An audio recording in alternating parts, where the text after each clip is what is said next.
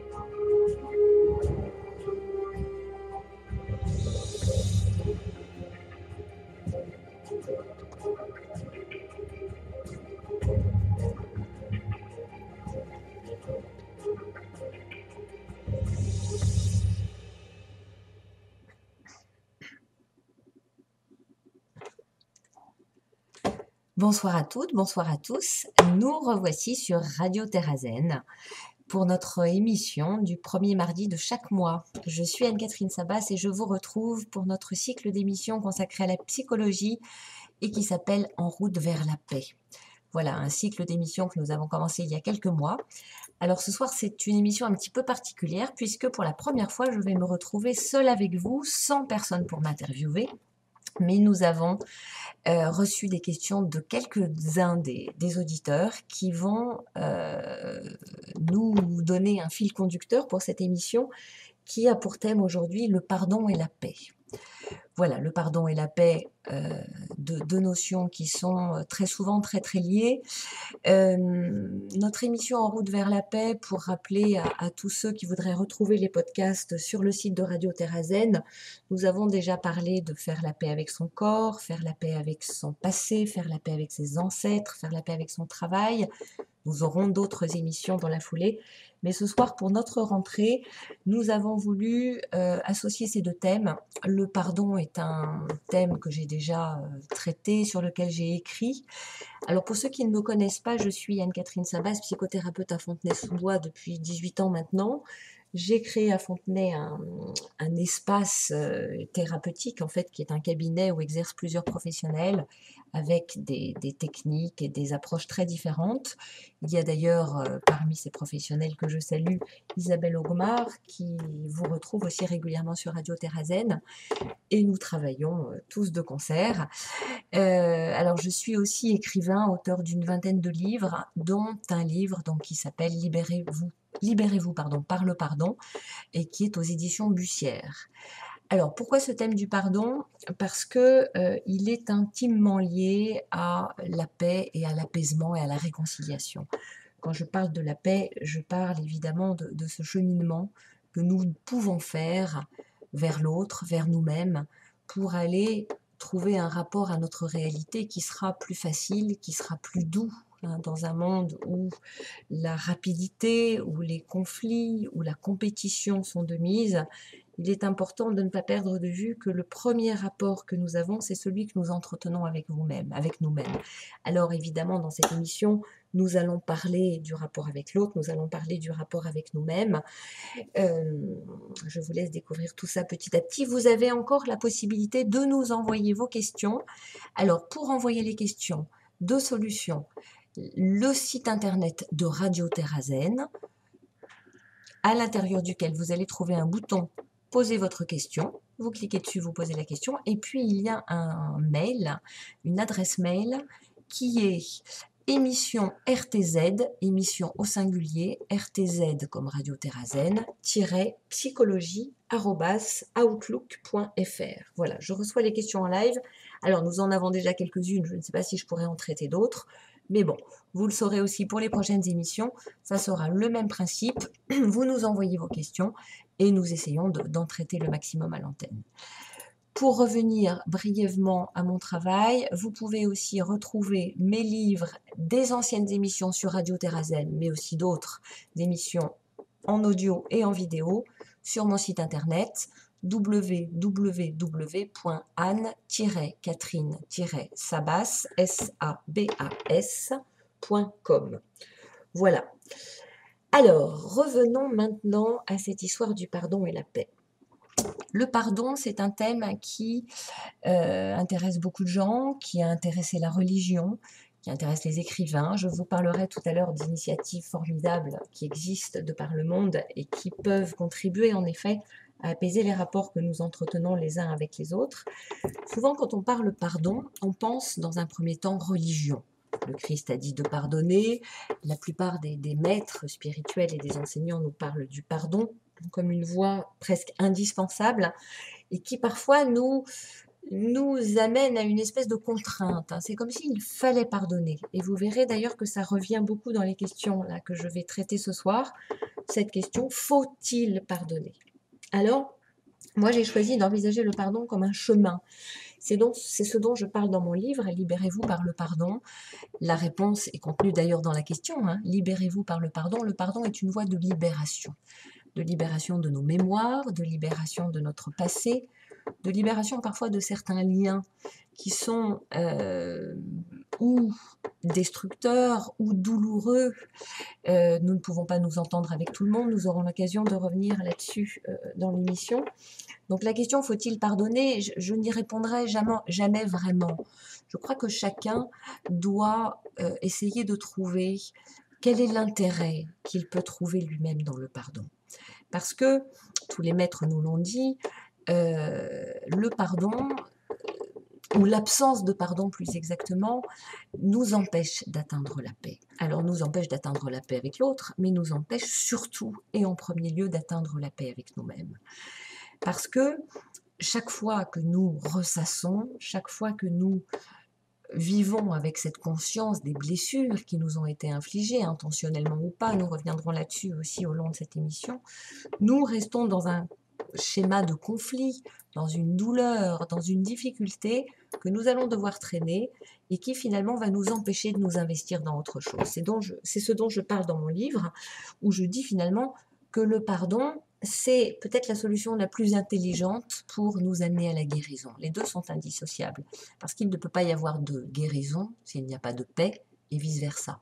La paix avec autrui, avec nous-mêmes, est synonyme de guérison dans le sens où chaque fois qu'il y a une douleur, il y a encore quelque chose qui vient se manifester encore et encore et encore et nous empêche d'être dans le présent. Et finalement, la paix, est-ce que ça ne serait pas cette possibilité d'être dans le ici et maintenant, ce ici et maintenant qui est tellement riche en possibilités, en mystères, et auquel pourtant nous avons autant de mal à accéder. La paix, c'est cet état de détente, mais je dirais de détente pas complètement relâchée, une détente vigilante, une détente enthousiaste, qui nous permet de nous ouvrir à ce qu'il peut y avoir de positif autour de nous. Et c'est aussi ce qui se passe dans la question du pardon. C'est que chaque fois que nous sommes pollués, que nous sommes enfermés dans le souvenir d'une blessure, dans le souvenir d'une injure, finalement, ça agit comme un voile, comme un mur entre deux personnes.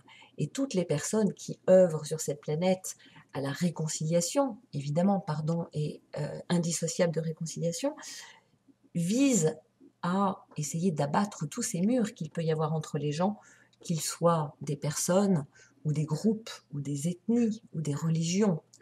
Notre terre est le théâtre de tellement de conflits, de tellement de guerres qui n'en finissent pas, et qui souvent d'ailleurs sont le résultat de volonté de revanche. Un grand-père a fait mal à un autre, et le père va venger, et ça peut continuer comme ça sur des générations, à tel point qu'il y a dans des endroits du monde des guerres dont on ne sait même plus exactement pourquoi elles ont commencé. Et souvent, que ce soit dans nos relations personnelles, que ce soit dans nos relations familiales, professionnelles, évidemment de couple aussi, ou entre parents et enfants, il y a comme ça des situations qui s'enlisent, parce qu'à un moment donné, certaines choses ont été tellement douloureuses et ne sont pas guéries, que la relation à l'autre est devenue impossible. Elle n'est plus naturelle, elle n'est plus fluide. Et chaque fois qu'on va rentrer en relation avec l'autre, il va y avoir une espèce de résurgence de l'injure, de la douleur, comme si on était encore dans un état de traumatisme. Finalement, on pourrait dire d'ailleurs que une relation où, à un moment donné, le pardon n'est pas là, c'est une relation qui est traumatisée, hein. Et il y a quelque chose qui doit être apaisé, qui doit être dissous pour que puisse se réinstaller une fluidité, une communication. C'est comme une autoroute qui aurait été bloquée. Voilà, alors je vous parle en 2 mots, mais je reviendrai peut-être dessus après, de ce travail merveilleux qu'a initié Olivier Clerc. Pour ceux qui le connaissent, Olivier Clerc est écrivain. Il a eu l'honneur d'être initié par Miguel Ruiz, qui est l'auteur des 4 accords toltèques, à un rituel qui s'appelle le don du pardon. Et ça a donné un travail magnifique qui existe maintenant sur toute la planète, ou presque, que je vous invite à découvrir grâce à notre ami Google, les cercles du pardon. Les cercles du pardon sont des possibilités qui sont offertes à chacun de nous de manière extrêmement simple, hein. Il n'y a pas besoin d'avoir une quelconque culture ou une quelconque habitude d'un travail thérapeutique pour pouvoir participer à ces cercles de pardon qui vont permettre d'aller apaiser des choses d'une manière absolument symbolique. C'est-à-dire que vous n'avez pas à raconter votre vie, vous n'avez même pas à avoir de but précis, mais vous pouvez simplement profiter de quelque chose qui vous est offert, qui est donné, hein, parce que dans pardon, il y a don, ne l'oublions pas, et qui va pouvoir, de manière symbolique, vous aider à apaiser des anciennes blessures. Parce que dans la question du pardon, évidemment, on est obligé de parler de la culpabilité. S'il y a nécessité d'un pardon, c'est qu'il y a eu une douleur, une blessure, et qu'il y a donc, je le mets évidemment entre guillemets, parce que c'est bien plus compliqué que ça, il y a une victime et un coupable, c'est-à-dire quelqu'un qui a fait souffrir un autre, qui est donc la victime, et il est question d'aller déculpabiliser, d'aller se déculpabiliser soi-même, d'avoir fait mal ou d'avoir été victime, hein, parce que ça paraît peut-être étonnant, mais souvent on s'en veut autant d'avoir été victime que d'avoir été coupable, comme si c'était normal de pouvoir éviter de souffrir. Mais non, c'est pas normal. Dans la vie, tout le monde souffre, on ne peut pas éviter certaines blessures, hein. Donc, la déculpabilisation. Pourquoi? Parce que nous ne pouvons pas être en paix, et là nous arrivons au thème de ce soir, nous ne pouvons pas être en paix si nous n'avons pas une image de nous positive, hein. Et c'est là où je vais finalement rentrer dans le vif du sujet avec notre première question qui est: faut-il forcément pardonner pour avoir la paix?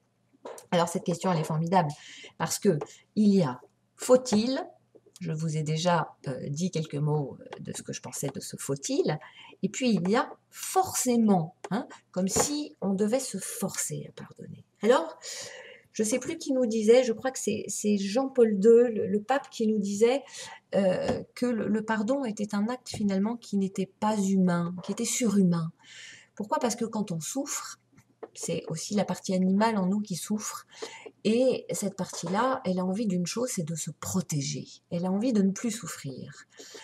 Elle a envie de se ménager, de se préserver d'une éventuelle souffrance qui pourrait survenir à nouveau. Et donc, elle va se mettre en retrait, elle va se protéger, elle va s'isoler pour ne pas risquer d'être soumise à nouveau à quelque chose qui pourrait la mettre en danger. Donc, pour pouvoir initier cette démarche de pardon, en effet, d'une certaine façon, il va falloir se forcer. Mais plutôt que d'employer ce mot forcer, parce qu'on ne peut pas se forcer à guérir, j'ai envie de vous parler plutôt de choix, de décision. Et je crois que ça, c'est une notion importante, aussi bien pour la paix que pour le pardon, puisque les deux sont liés. C'est qu'à un moment donné, et c'est notre privilège d'être humain, nous pouvons faire ça, il va y avoir en effet une démarche volontaire, une démarche intentionnelle. Aujourd'hui, je décide d'aller vers dans ce chemin, sur ce chemin qui va me conduire au pardon et à la paix. Je décide de mettre un pied dessus. Et ce pied, ça va être quoi? Ça va être un peu plus de conscience, ça va être d'essayer d'aller comprendre ce qui s'est passé, hein, qui a occasionné cette blessure. Il y a plein de techniques pour ça, mais d'abord, il y a cette volonté, hein. Faut-il forcément pardonner pour avoir la paix? Alors, nous l'avons vu, forcément, on le remplace déjà par ce choix intentionnellement, hein. Essayons intentionnellement d'aller nous rapprocher de ce pardon, de cette paix. Nous verrons d'ailleurs, et on en parle toujours par rapport au pardon, qu'il y a des pardons qui sont finalement très, très compliqués, peut-être même impossibles. Alors chacun, bien sûr, a des expériences différentes. Moi, je ne dis pas que tout est possible. Je pense en revanche que ce qui est important là-dedans, c'est ce chemin qui va nous amener à nous rencontrer. Pourquoi? Parce que pardonner pour avoir la paix, ça sous-entend quoi? Eh bien, ça sous-entend d'aller en effet comprendre, identifier déjà une blessure, hein, identifier que nous sommes en guerre. Alors, en guerre avec qui? Il y a deux cas, évidemment, hein, globalement. Il y a la paix avec soi, ou la guerre avec soi, et puis la paix avec l'autre, ou la guerre avec l'autre. Dans tous les cas, il est question de paix avec soi. Hein, parce que, et dans tous les cas, j'ai envie de dire, il est question de paix avec l'autre, parce que les deux sont liés. Si nous nous en voulons pour quelque chose, je prends l'exemple de quelqu'un, par exemple, qui aurait un regret par rapport à quelque chose qu'il n'a pas fait dans sa vie, il y a toujours, de près ou de loin, quelqu'un d'autre qui est impliqué là-dedans. Hein, on n'a pas fait avec, ou pour, ou sans, ou malgré quelqu'un. Donc, la question de soi et de l'autre est toujours intimement liée. Mais on va, pour prendre quelques exemples, parler d'abord de la paix avec soi et ensuite de la paix avec l'autre. Alors, faire la paix avec soi. Je vous disais tout à l'heure qu'il y a vraiment une question d'estime de soi. Moi, je suis confrontée dans ma profession tous les jours à des gens qui me racontent des blessures, des douleurs, des impossibilités dans leur vie. Et quand on creuse un petit peu, on s'aperçoit que derrière tout ça, il y a souvent les mêmes choses. Je n'ai pas confiance en moi, je ne suis pas capable, je n'ai pas le droit, ce n'est pas possible, je ne suis pas assez parfait ou parfaite, etc. etc. C'est-à-dire qu'il y a la question de l'image de soi, ce qu'on aurait dû faire, qu'on n'a pas pu faire, ce qu'on aurait pu faire mais qu'on n'a pas voulu faire. Bref, une inadéquation entre la réalité de ce que nous sommes et la réalité, et l'idéal, hein, de ce que nous aurions aimé être ou aimé faire ou aimé réaliser. Et je reviens régulièrement, pour ceux qui écoutent ces émissions régulièrement, tôt ou tard, et vous devez peut-être vous dire, ça y est, elle va revenir à son refrain favori, qui est, oui, la réconciliation avec soi. La réconciliation avec soi, c'est la réconciliation avec notre réalité. Notre réalité qui est composée, évidemment, d'un passé, d'un présent et d'un futur. Faire la paix avec soi, c'est se pardonner de n'être que ce que nous sommes. Se pardonner nos limites. Nous pardonner nos limites, pardon. Nous pardonner nos fragilités, nos vulnérabilités, nos défauts, nos impossibilités, nos actes manqués, toutes ces choses que nous n'avons pas pu réaliser à un moment donné. Parce que si nous ne le faisons pas, nous allons passer notre vie avec une partie de notre énergie qui est complètement hypothéquée. Elle ne peut plus servir. Et si nous voulons réussir notre vie et nous épanouir, nous avons intérêt à avoir le maximum d'énergie à notre disposition. Et par énergie, je n'entends pas forcément la force qui fait qu'on a envie d'aller courir tous les matins, mais je parle d'énergie psychique, c'est-à-dire de disponibilité, d'ouverture à la vie. Hein. Chaque chose dans notre vie qui n'est pas apaisée, qui n'est pas pardonnée, est comme une espèce de mare stagnante dans notre psychisme et évidemment dans nos émotions, et dans notre corps aussi d'ailleurs, parce qu'au niveau énergétique, tout ça est lié, mais qui finalement va isoler une espèce de partie de notre vie, comme s'il y avait une route qui était barrée, qui était bloquée. Hein. Là, il y a quelque chose qui est... On ne veut plus y toucher. D'ailleurs, souvent, et ça se passe entre nous et nous-mêmes d'ailleurs, on pense à quelque chose et non, ça on veut pas y penser pour l'instant. On veut pas en parler. On veut pas le sentir parce que derrière, on sait qu'il y a une blessure. Derrière, il y a une espèce de chose là qui brûle. Hein. Il y a un livre merveilleux d'ailleurs de Christiane Singer sur le pardon, je crois que c'est un des livres les plus bouleversants que j'ai lus, qui s'appelle Seuls ceux qui brûlent. C'est un livre très court, avec la passion et l'ardeur de ceux qui connaissaient Christiane Singer, vous retrouverez ça dedans, et c'est une réflexion extrêmement brute, j'allais dire presque brutale, tellement elle soulève des choses extrêmement archaïques sur le pardon, la vengeance. Hein. Quand quelque chose n'est pas pardonné, c'est bloqué. C'est comme une rivière qu'on aurait bloquée, l'eau ne peut plus s'écouler.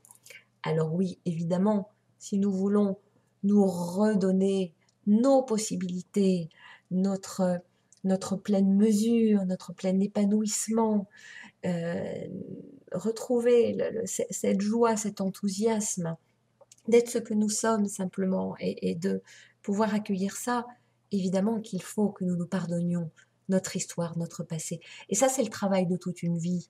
Et parfois, on me demande en combien de séances, Madame, je vais être guérie.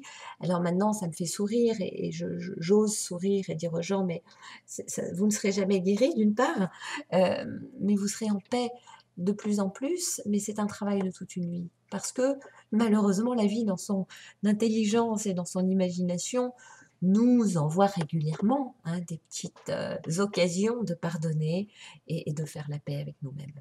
Voilà, donc ça c'est ce qui nous concerne. Et évidemment, la paix avec l'autre, c'est la même histoire. La paix avec l'autre. euh, alors oui, il y a deux choses importantes à dire par rapport à la paix avec l'autre en fait. Il y a la paix en soi, et puis après il y a cette paix possible, actualisable, au jour le jour, qui va permettre une vraie réconciliation. Et ça, c'est pas toujours possible. Il y a des situations dans nos vies, je pense par exemple à une personne qui est décédée. Hein, vous vous êtes engueulé violemment avec votre frère ou votre sœur, et puis cette personne meurt. Hein, c'est des choses que certaines personnes ont connues.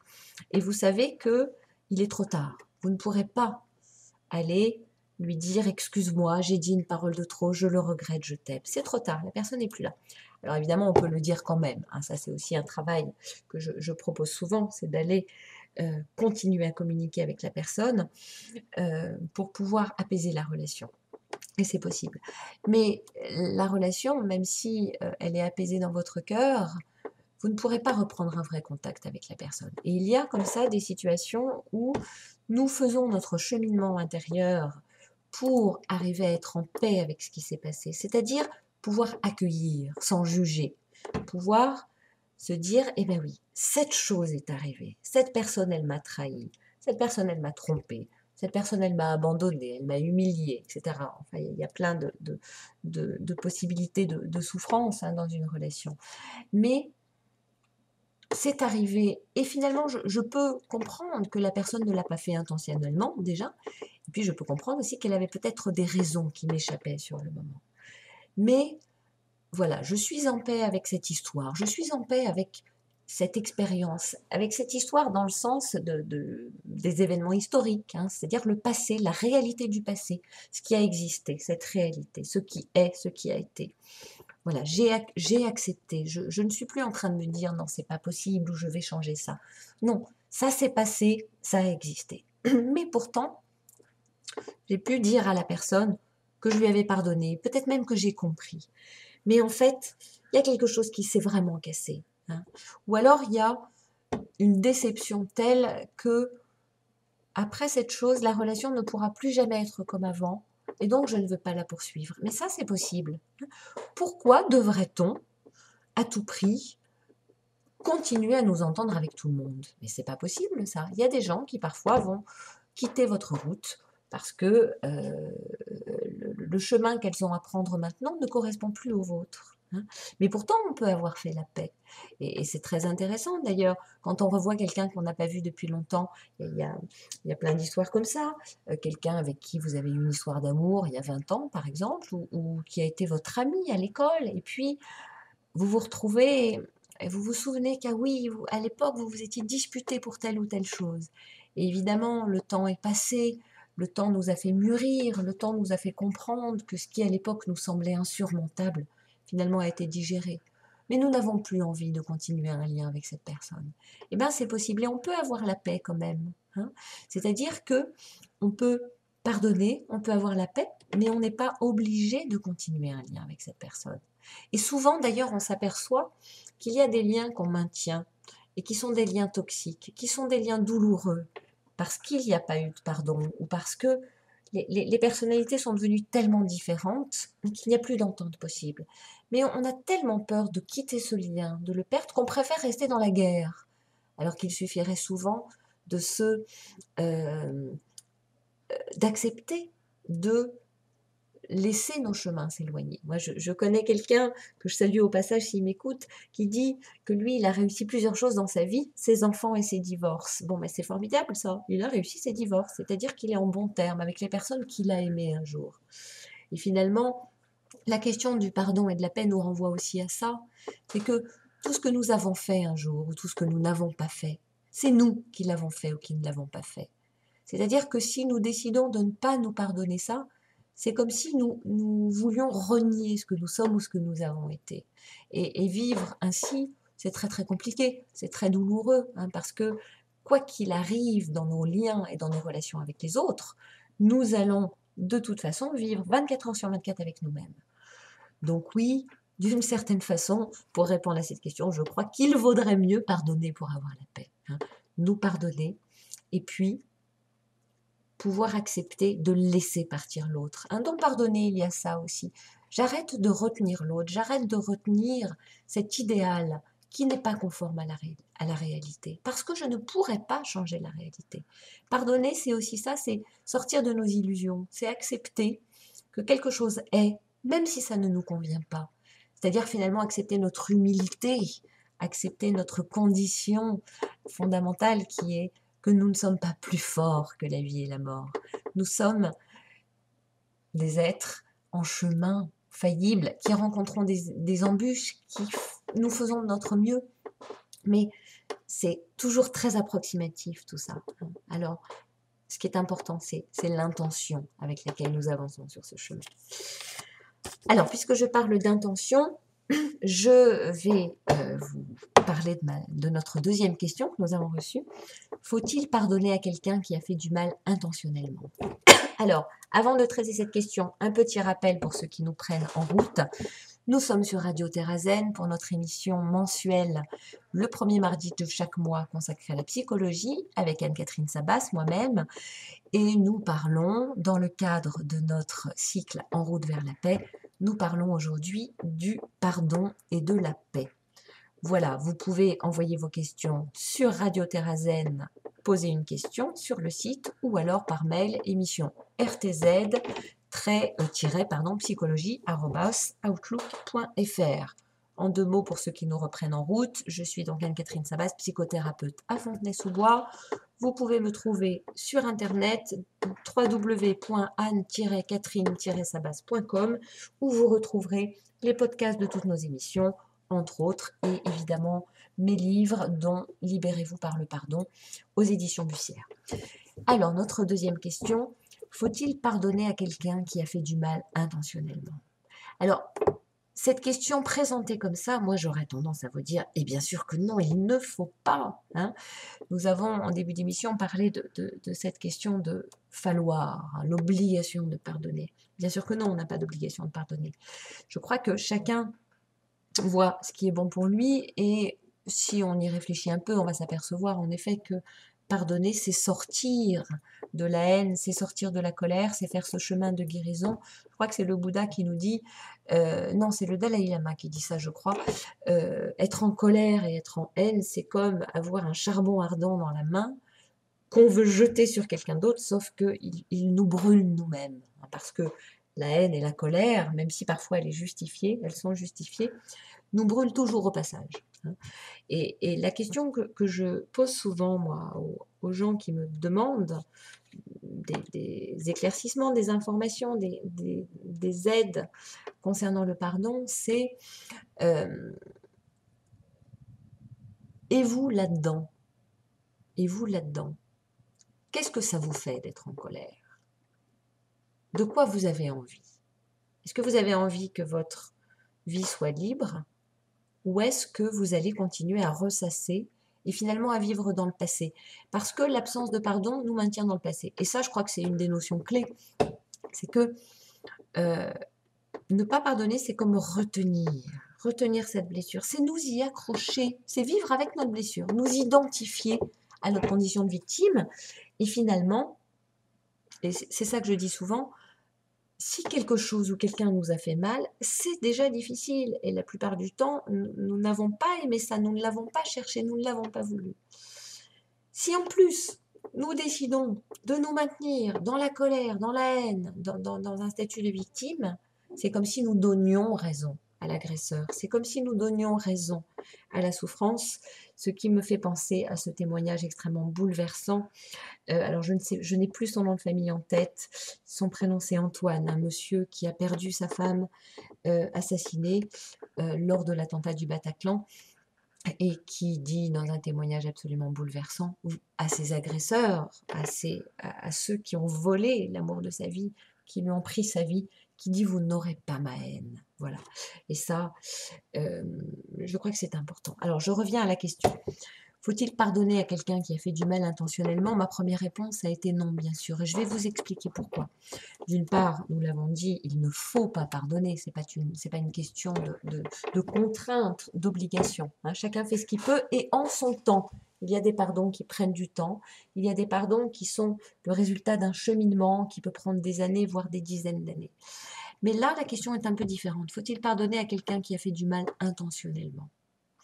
Alors, la plupart du temps, quand nous faisons du mal aux autres, c'est sans le vouloir ou c'est sans même nous en rendre compte. Vous avez dû remarquer qu'il y a des malentendus entre des gens, des fois qui dégénèrent en brouille, en divorce, enfin des choses qui sont parfois très graves, alors qu'on n'a absolument pas pris conscience du mal qu'on avait fait à la personne. Hein, ça arrive très souvent.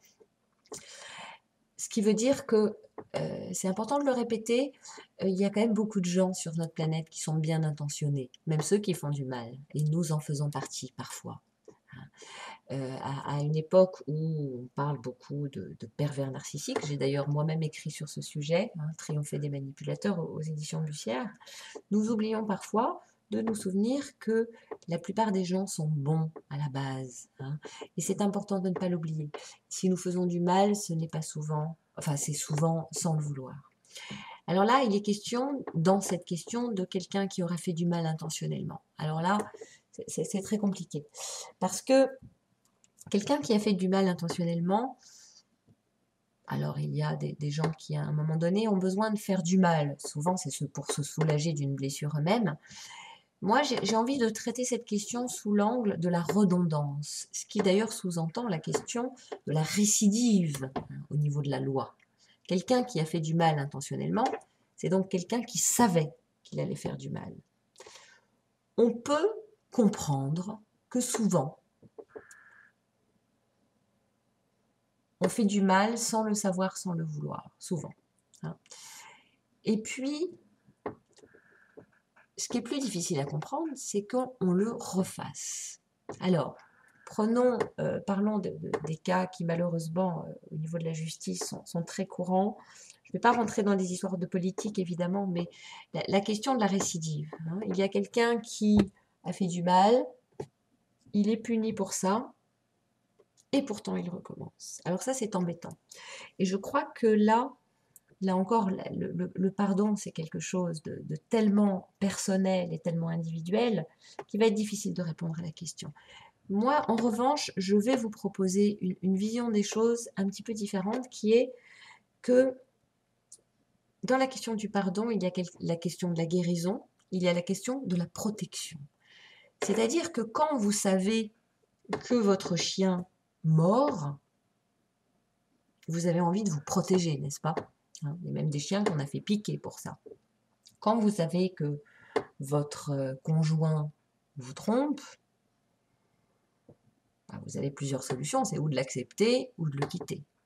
Mais à partir du moment où vous savez que la personne a l'intention ou a eu l'intention de vous faire du mal, les choses sont complètement différentes. Parce que cette personne, elle est devenue responsable de son acte. Hein. Et quelqu'un qui est responsable de son acte doit en répondre. Et je crois que, avant de répondre à cette question, faut-il pardonner à quelqu'un qui a fait du mal intentionnellement, la première réponse, et qui me semble indispensable qu'il faut donner, c'est comment se protéger de cette personne-là.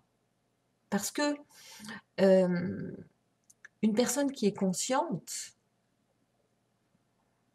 qui sait ce qu'elle fait, est quelqu'un qui va être bien plus dangereux, hein, parce qu'elle peut décider d'utiliser son intelligence et ses capacités pour faire du mal. hein.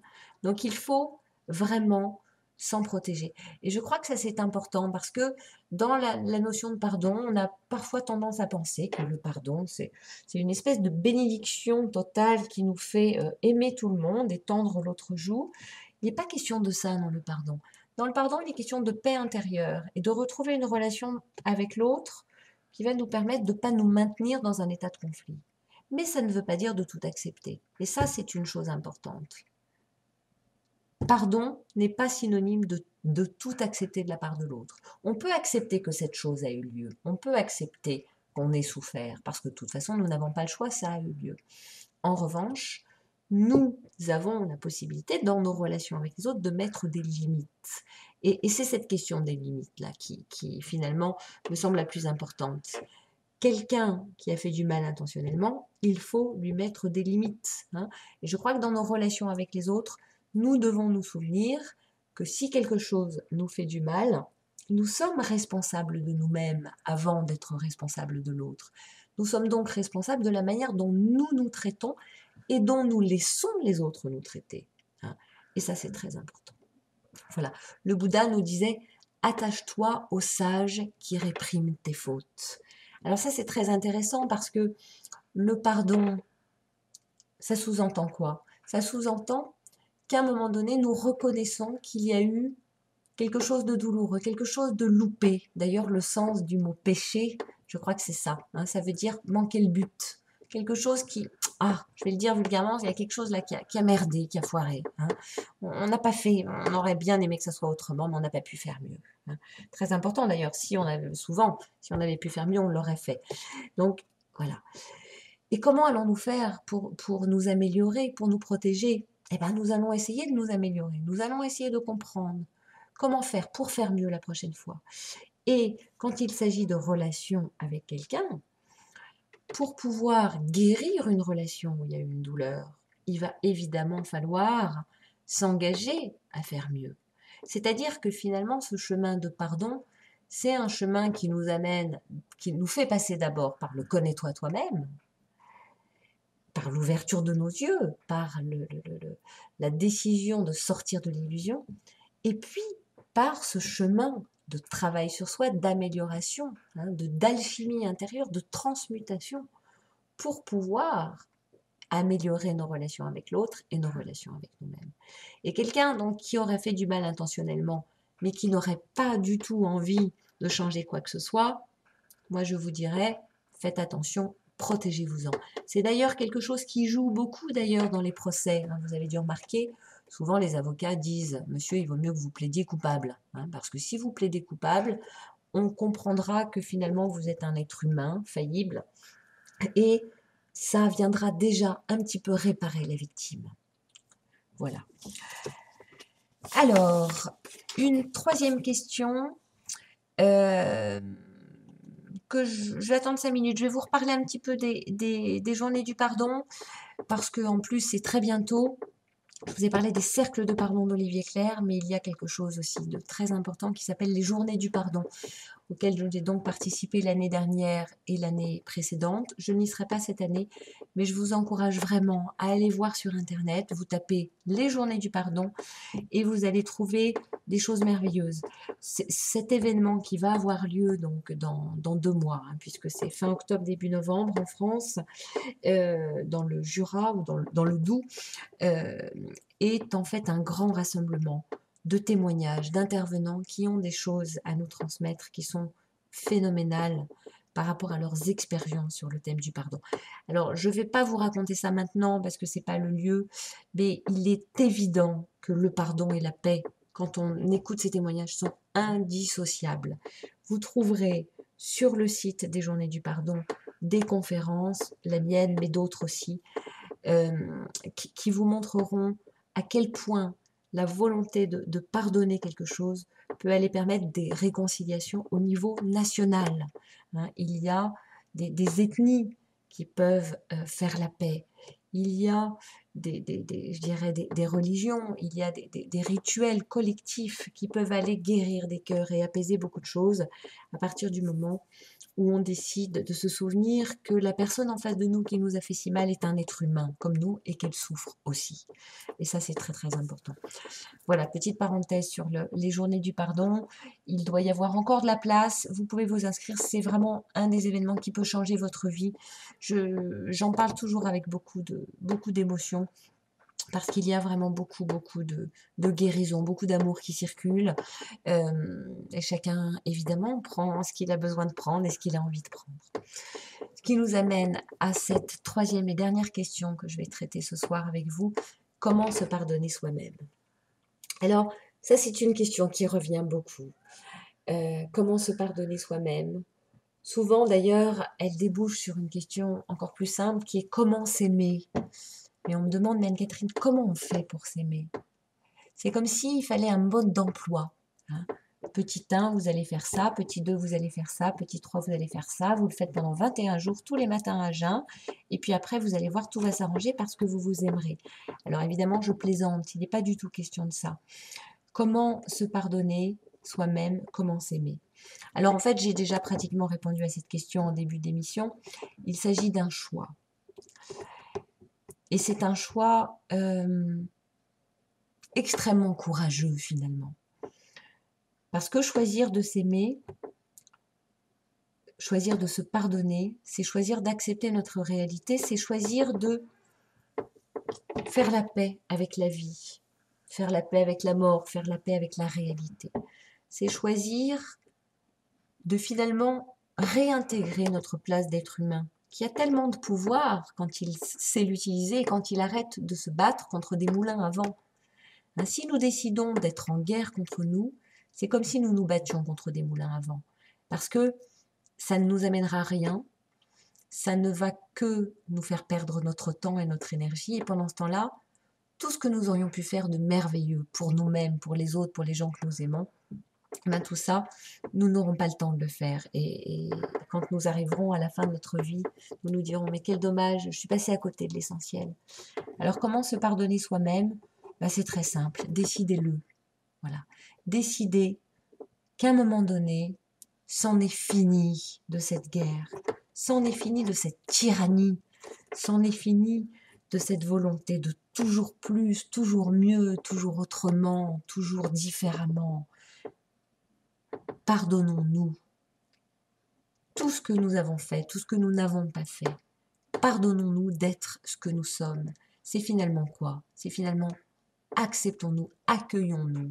Accueillons-nous comme si c'était le premier instant, la première fois où nous nous rencontrions. J'ai dit un jour à un de mes patients, mais il faudrait juste que tu tombes amoureux de toi. Il y a quelque chose comme ça dans le pardon. Se pardonner, c'est nettoyer, parfois en une fraction de seconde, le regard que nous avons sur une situation. C'est quelque part retrouver une virginité de regard, de sentiment par rapport à une situation. C'est redémarrer à zéro. Alors, pas un zéro, c'est pas un vrai zéro en fait, puisqu'il s'est passé des choses, mais c'est réouvrir notre cœur. Il y a la question de l'ouverture du cœur dans le pardon. Réouvrir notre cœur, c'est accepter, c'est prendre cette décision de nous remettre dans une connexion à la vie et à ce qui est. Accepter de sentir à nouveau. Accepter de communier, de communiquer, de rencontrer à nouveau soi-même, l'autre. J'ai souvent été frappée de voir que quand quelqu'un se pardonne quelque chose, il y a quelque chose qui émerge dans les jours suivants. C'est comme si il avait retrouvé un pan de sa personnalité. Alors, moi, je vous pose cette question ce soir. Qu'allez-vous décider de vous pardonner là? Prenez peut-être la première chose qui vous vient à l'esprit. De ne pas avoir fait ces études-là, de ne pas avoir réussi à sauver votre couple, de ne pas avoir fait les études que vous auriez aimé avoir. Je l'ai déjà dit, que, je ne sais pas, de ne pas avoir une maison de campagne, de ne pas être expert en je ne sais quoi ou parler une langue étrangère. Si vous décidiez aujourd'hui de vous rencontrer là où vous êtes. Parce que là où vous êtes, il y a plein de choses à faire. Quelqu'un m'a dit il n'y a pas longtemps, mais j'ai raté ma vie. Comment se pardonner d'avoir raté sa vie? Mais au regard de la vie, rien n'est raté. Et je dirais même si nous n'avions qu'une jambe au lieu de deux, il n'y a rien de raté là-dedans. La vie, elle est là, elle n'a pas besoin de rentrer dans un moule pour mériter de vivre, pour mériter d'être. Nous n'avons rien raté du tout, nous sommes là. Si vous écoutez cette émission ce soir, c'est que vous n'avez rien raté du tout, c'est que vous êtes prêt à vous rencontrer, c'est que vous êtes prêt à vous donner une autre chance, parce que c'est ça aussi le pardon. C'est à cet instant-là maintenant, tout peut recommencer. C'était le titre d'un film. Aujourd'hui est le premier jour du reste de ma vie. À cette heure-là, ce soir, 22h15, c'est le moment où tout peut commencer. Et c'est vraiment le message que j'ai envie de vous transmettre là ce soir. Qu'est-ce que vous avez envie de commencer là? Est-ce que vous avez envie de retrouver ce regard innocent sur vous-même? Et avoir un regard innocent, ça ne veut pas dire être naïf. C'est pas la même chose. On peut être innocent. L'innocence, c'est aussi le contraire de la culpabilité. C'est-à-dire sortir du jugement. Parce que finalement, le pardon, qu'est-ce que c'est d'autre qu'une absence de jugement? Ou alors qu'un état où nous avons dépassé le jugement. Il y a cette phrase merveilleuse du poète Rumi qui dit, je la cite souvent d'ailleurs, qui dit « Au-delà du bien et du mal existe un espace et c'est là où je te rencontrerai ». Ça veut dire que je ne vais plus me mettre dans cette case, c'est bien ou c'est mal. Je ne vais plus me morceler en disant « Ah, cette partie de moi, elle est bien. Ah oui, oui, oui. » Et c'est valable au niveau physique, hein. Quelqu'un me disait hier, ah oui, alors moi, jusque-là, hein, elle me montrait à partir de le haut de son corps, hein, jusque-là, ça va, hein, mais en dessous, ah non, en dessous, c'est pas beau, c'est pas bien, je me pardonne pas d'être comme ça, comme ci. Mais se pardonner soi-même, c'est pouvoir s'accueillir en totalité, pouvoir se prendre dans ses bras en totalité en disant, mais c'est parfait tel que c'est là maintenant, je n'ai rien raté, je suis là maintenant et je peux encore faire plein de choses. Hein. Comment se pardonner soi-même d'avoir raté sa vie en le décidant? Une autre question qui m'a été posée, comment se pardonner soi-même de ne pas avoir réussi une relation? Aujourd'hui, je parlais de ça avec quelqu'un en séance cet après-midi et nous parlions du tissage.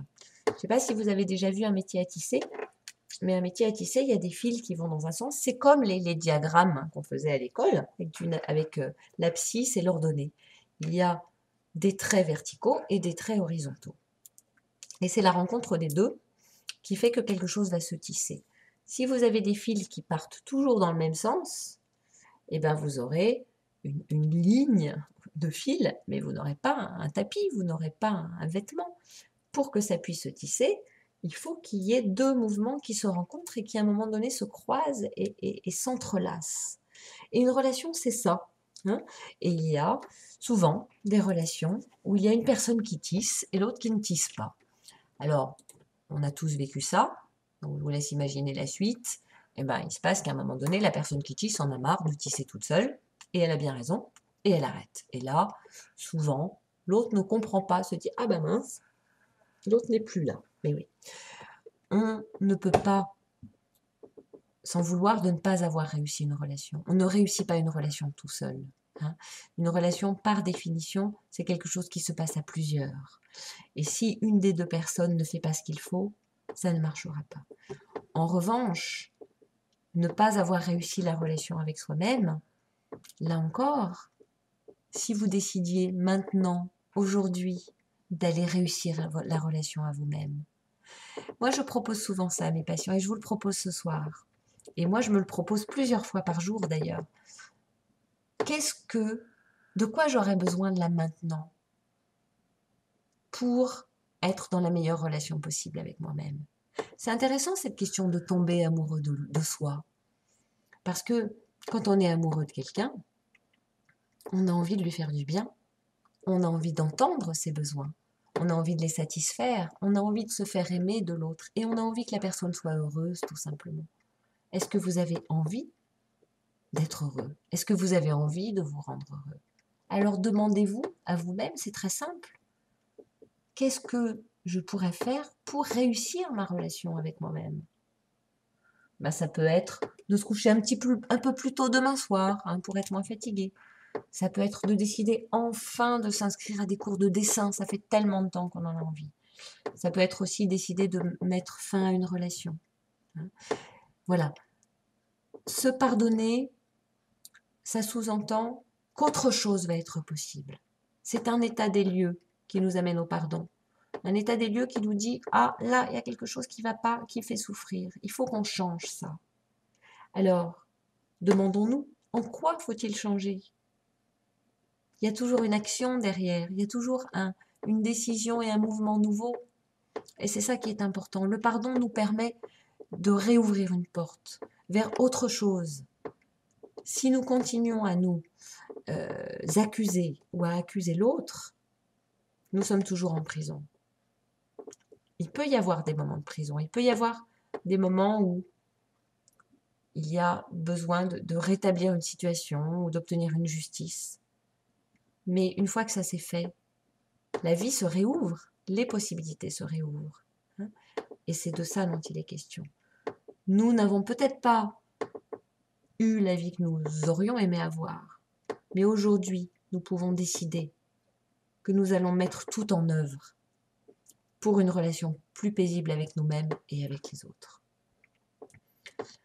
Gandhi nous disait « J'aurais mené ma tâche à bien si je réussis à convaincre la famille humaine que tout être humain, si faible soit-il, est le gardien de son amour-propre et de sa liberté. » Son amour-propre, son estime de lui, son amour et sa liberté. Ça veut dire que quoi qu'il arrive dans votre vie, ou quoi qu'il soit arrivé, vous pouvez décider aujourd'hui que vous n'allez pas donner raison au malheur. Comme dirait ce monsieur dont je vous parlais tout à l'heure, vous n'aurez pas ma haine. Je ne vais pas me polluer, je ne vais pas hypothéquer ma vie avec ça. Je vais décider d'être heureuse. Je vais décider de mettre en œuvre tout ce qu'il peut y avoir de plus beau en moi pour me construire une vie qui sera la plus agréable possible. Et c'est ça le pardon. À cet instant, je peux tout recommencer différemment. Voilà. Pour ceux que cette question du pardon et de la paix intéresse, je vous renvoie aussi à tout le travail fait avec cette méthode Ho'oponopono. Ho'oponopono, je ne vais pas expliquer ça à l'antenne parce que ce n'est pas ma spécialité, mais sachez que c'est une proposition qui se décline en 4 phrases. Je t'aime, je suis désolée, pardon et merci. Voilà, je vous laisse méditer là-dessus. Je t'aime, je suis désolée, pardon et merci. Merci parce que chaque chose finalement est une expérience et c'est ce que nous apprenons dans ce chemin du pardon. Montaigne nous disait l'expérience est une lampe qui n'éclaire que celui qui la porte. Eh bien oui, c'est ça. Nos conflits, nos disputes, nos ruptures, toutes ces choses-là, ce sont des expériences qui nous font mûrir, qui parfois nous apprennent le détachement, qui parfois nous apprennent à nous rencontrer tels que nous sommes et pas tels que nous croyons être. Mais au bout du compte, il y a la maturité, il y a plus de liberté. Et c'est ça qui est important. Alors, nous allons arriver peu à peu là vers cette fin d'émission. Finalement, j'ai été très contente d'être seule avec vous ce soir. Vous allez retrouver ce podcast en ligne sur le site de Radio Terrazen. Vous le retrouverez aussi sur mon site internet www.anne-catherine-sabas.com. À la rubrique vidéo, alors je ne sais plus ce que c'est d'ailleurs la rubrique, je crois que c'est médias. Enfin bon, vous trouverez ça dans le menu du haut du site. Et puis, nous allons aussi continuer notre cheminement, parce que le but, bien sûr, c'est de continuer vers plus de paix, vers plus de réconciliation, vers plus de fluidité, parce que c'est ça au bout du compte. Être en paix, ça nous permet d'être plus libre. C'est comme quand vous mettez un vêtement, s'il est bien ajusté et si vous le mettez dans le bon sens, vous serez beaucoup plus libre de vos mouvements. Si en revanche ça coince dans un côté ou dans un autre, ça va être très désagréable et même parfois douloureux. Donc, nous continuons. Nous nous retrouverons donc le mois prochain, c'est-à-dire le premier mardi du mois d'octobre, et si je ne me trompe pas, ça sera le 4 octobre.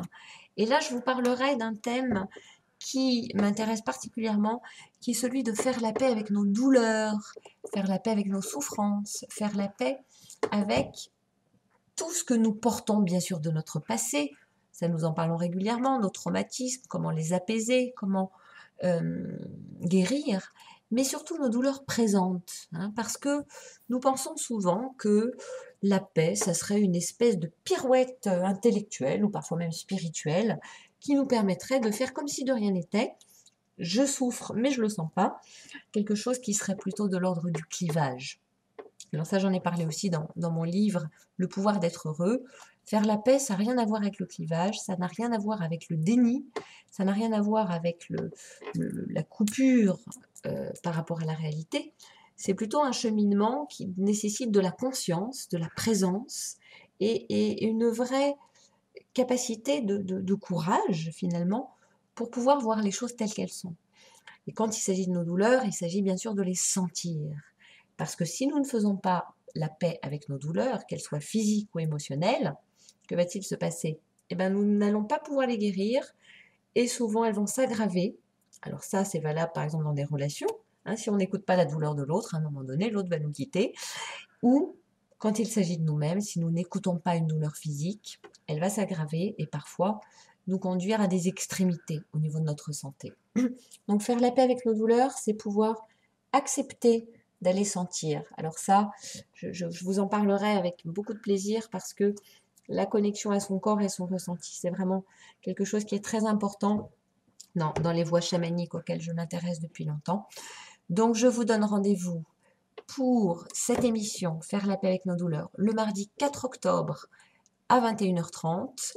En attendant, vous pouvez nous envoyer vos questions, vous retrouverez ce podcast et je vous remercie aussi, merci à tous ceux qui m'ont écouté, merci d'écouter Radio Terrazen, de soutenir cette petite radio qui mérite qu'on la fasse connaître et en partageant évidemment ces podcasts, vous contribuez à faire connaître mon travail, Anne-Catherine Sabas, mais aussi le travail de Radio Terrazen et je pense que c'est important de le faire connaître. Voilà, chers tous, chères toutes, je vous souhaite une belle soirée dans la paix avec vous-même, dans la paix avec le maximum de gens qui vous entourent, même si vous ne vous entendez pas forcément avec eux. Et prenez soin de vous. Nous nous quittons sur le jingle de Radio Terrazen.